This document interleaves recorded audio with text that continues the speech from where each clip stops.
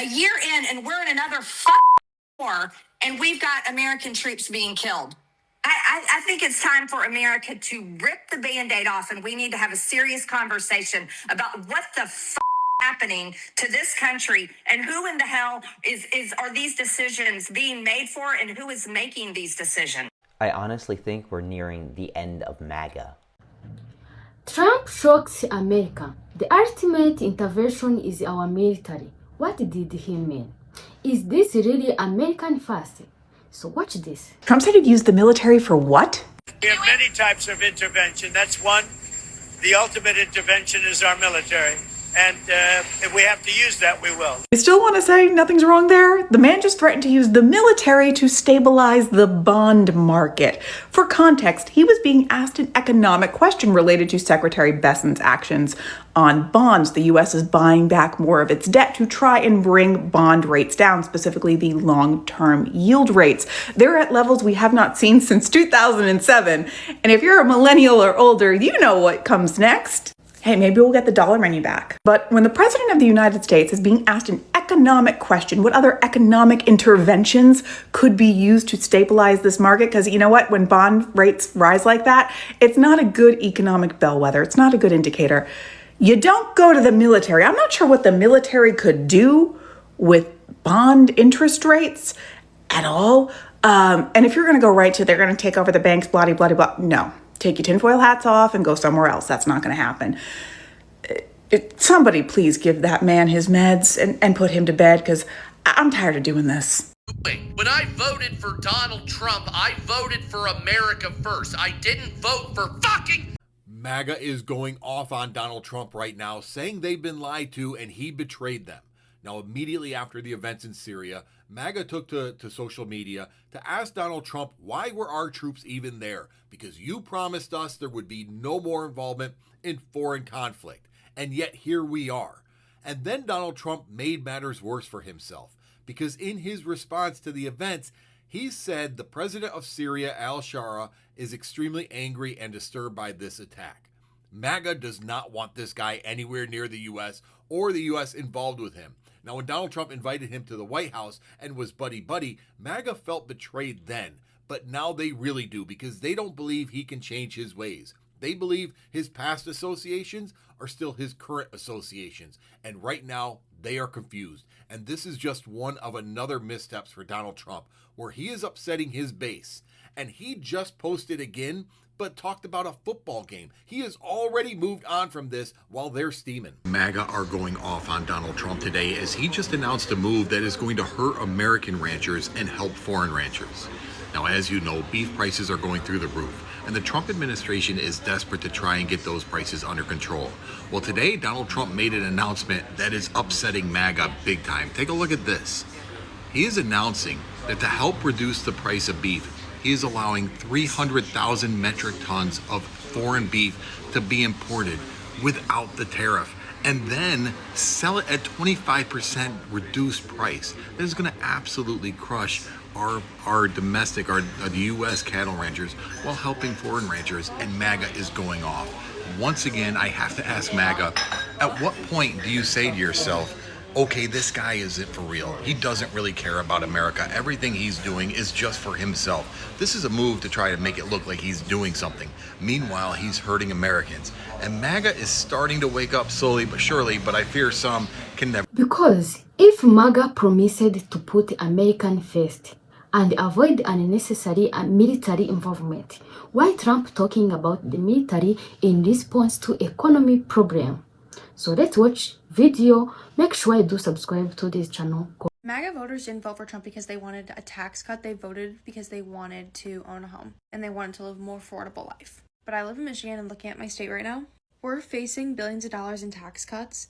But let me ask you, did that tax cut make you any closer to being able to afford a home? Because in Michigan, we're still facing a shortage of homes by like 120,000. And the average amount that is needed to be made income-wise for a homeowner of about $68,000 a year. On average, renters in Michigan are making half of that. So are we any closer, MAGA? Did you actually make it more affordable? No.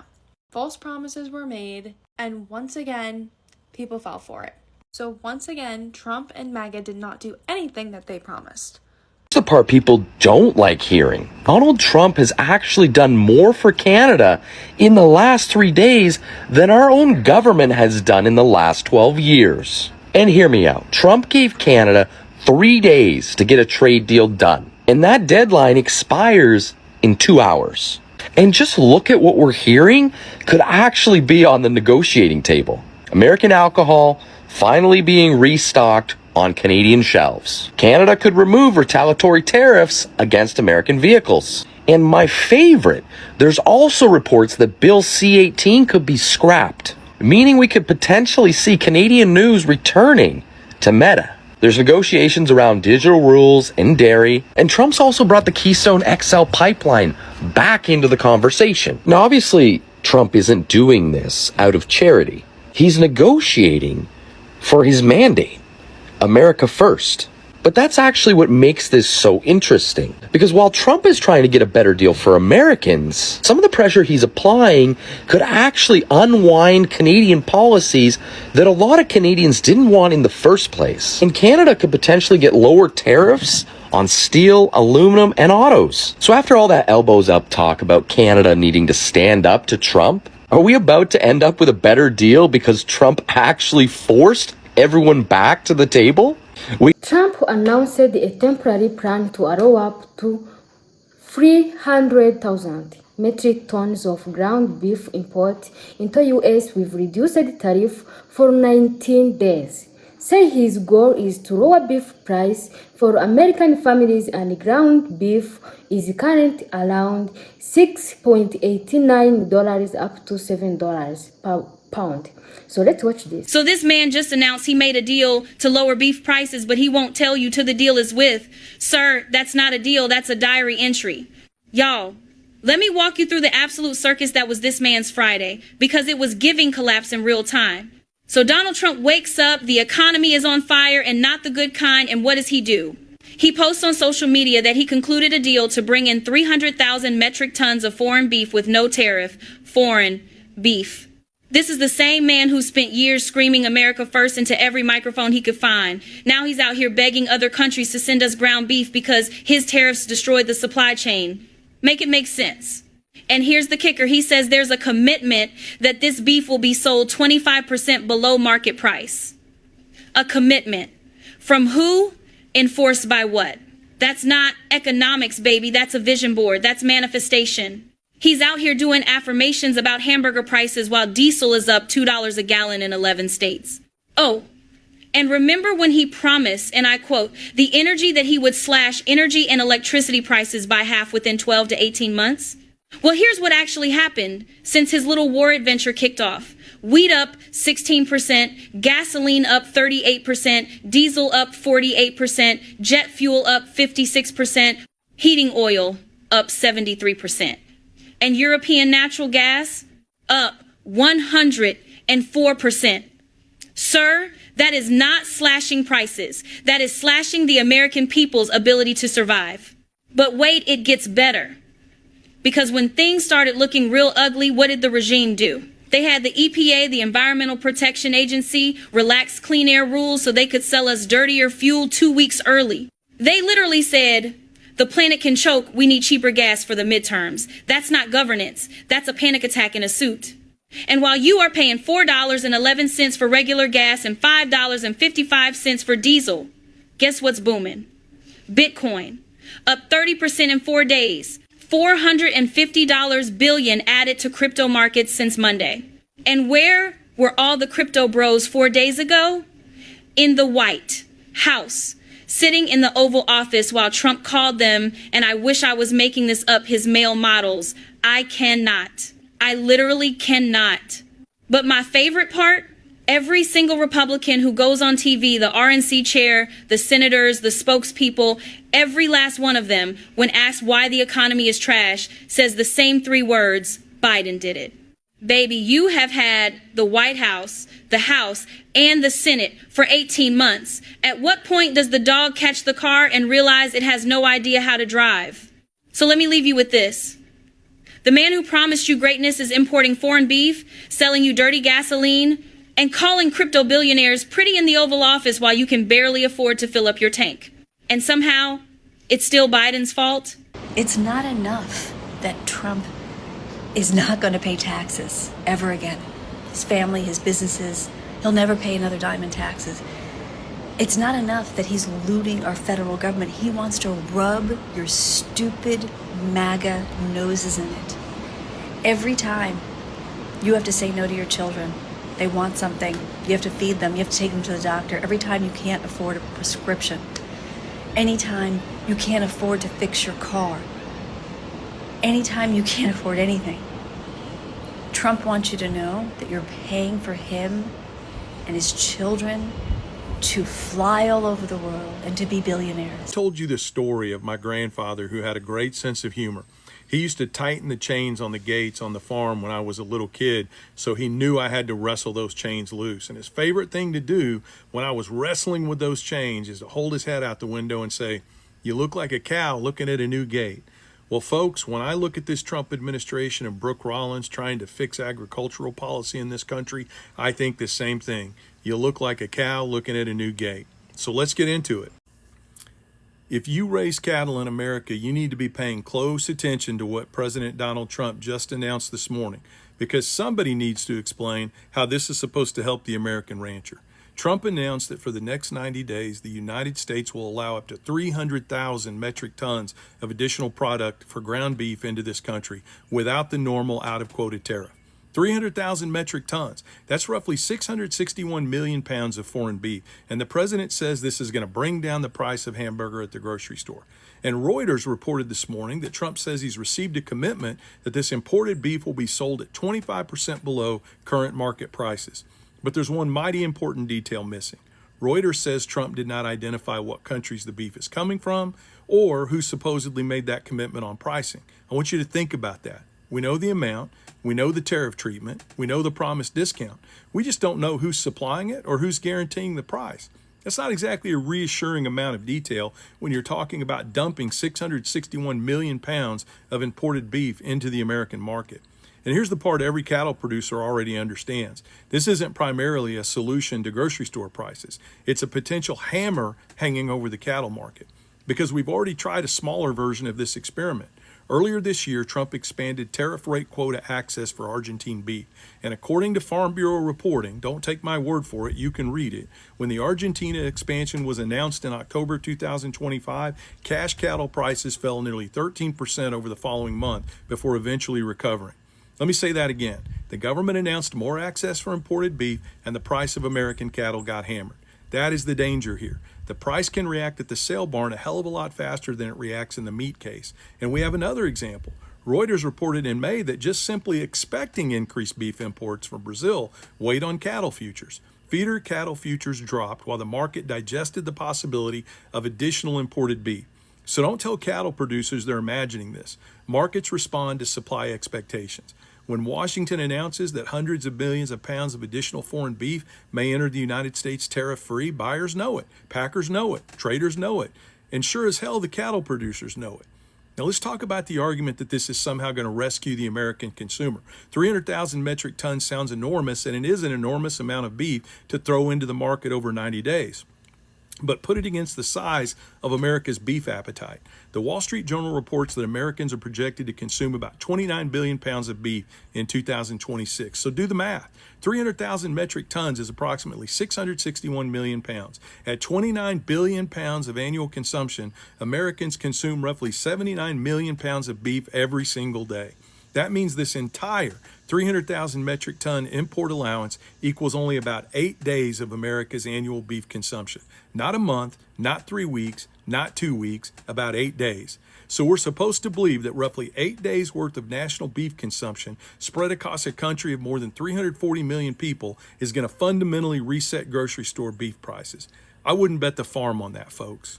Especially because we already have evidence from Trump's earlier beef import experiment. In February, Trump authorized another 80,000 metric tons of Argentine lean beef trimmings to enter under an expanded low tariff quota. Reuters reported at the time that economists said the additional imports were likely to have little impact on consumer beef prices, while potentially improving margins for big food companies. That's the part rural America ought to pay attention to. There are multiple prices in this system, folks. There's what the rancher receives, there's what the feedlot receives, there's what the packer pays, there's the wholesale price, and then there's the price what you pay standing in front of the meat counter at Walmart, Kroger, or your local grocery store. Those prices don't move together dollar for dollar. So dumping cheaper imported beef into the supply chain does not mean the grocery store is suddenly obligated to hand every penny of those savings to you. And meanwhile, the cattle producer is standing at the sale barn where the market can react immediately to expectations of increased supply. That is why this policy could produce one of the worst possible outcomes. It could pressure American cattle prices downward at the sale barn without producing anything close to a comparable reduction in the price families pay at the grocery store. And let's put this in an even bigger context. America is already importing enormous amounts of beef.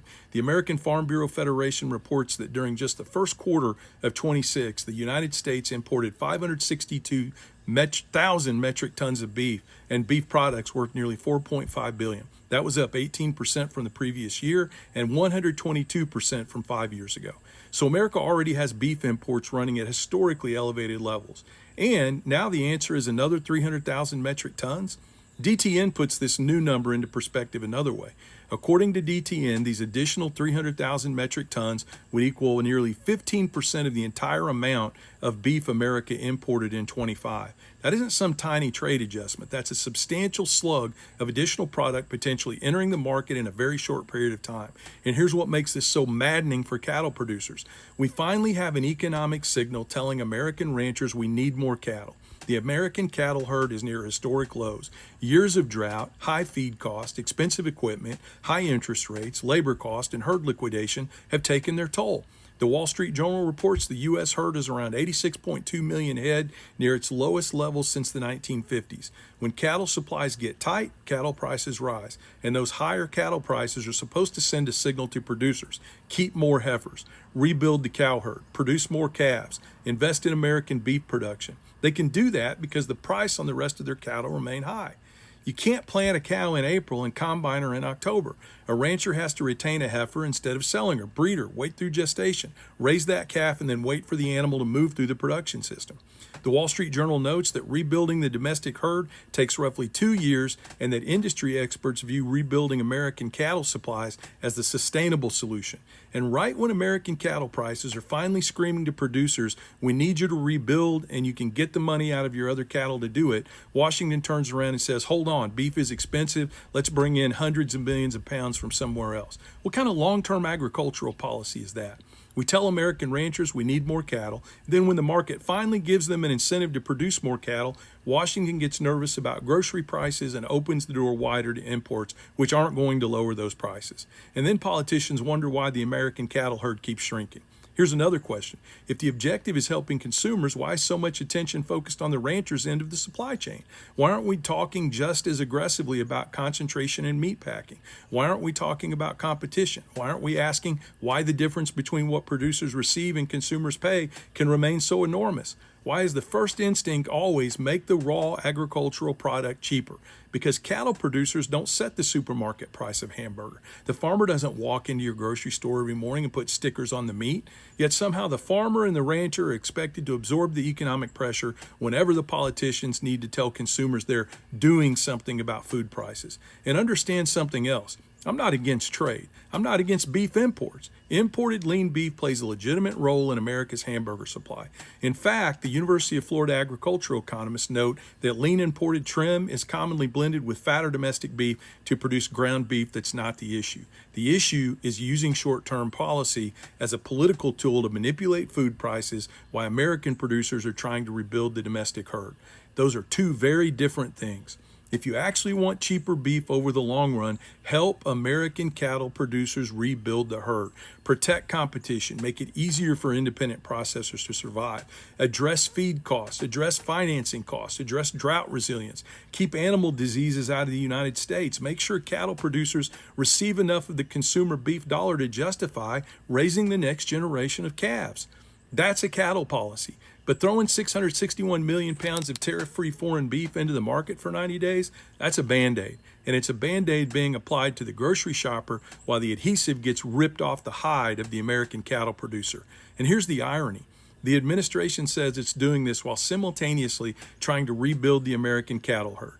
You cannot continually tell American producers that they're the backbone of this country and then undercut the very signal encouraging them to produce what the country needs. You cannot chant America first at a rally and then tell American cattle producers that when their product finally commands a strong price, that's just too bad. Trump just made a shock statement about US bond marketing. When asked about possible intervention, Trump said there are many forms of intervention and then described the military as ultimate intervention. That statement immediately raised the huge question. Why would military even be mentioned when we are talking about American economics or American economics and the market bond? And some people who strongly support Trump's American First message are now asking the question. So first, let's understand what we are talking about. Trump did not announce that he is sending the US military to control the bond market. His statement was broad and unusual. It is important not to turn it into something he didn't not actually announce. But the comment raises a bigger political question. The Trump's political movement has been built around American First or America First. Many Maga supporters have argued that Americans should focus on American workers, American families, and the American economics and American interests. Some people may naturally ask, why bring up military power when the problem being discussed is economic? Is this simply touch language? Was Trump trying to say that America has many forms of power available to it? Trump's supporter may argue that he is simply reminding the world that United States has enormous power and that he will use whatever tools are necessary to protect American interests. So critics, however, may see the statement different. They could argue that American economic problems should be solved through economic policy, not military threats. And this is especially interesting for Maga voters who believe in less interventionist version of American First. Because the question is it simply, is Trump supporting Iran? No. This issue is completely different. What does American First actually mean when American economic interests are under pressure? Should America use financial economic tool? Should it negotiate? Should it use tariff? Or should military power even be part of the conversation? Those are serious questions, and Trump's statement has opened the door to much bigger debate about how United States use its power. So, what do you think? Let me know what you think in the comment. Make sure you do subscribe to Voters Speak.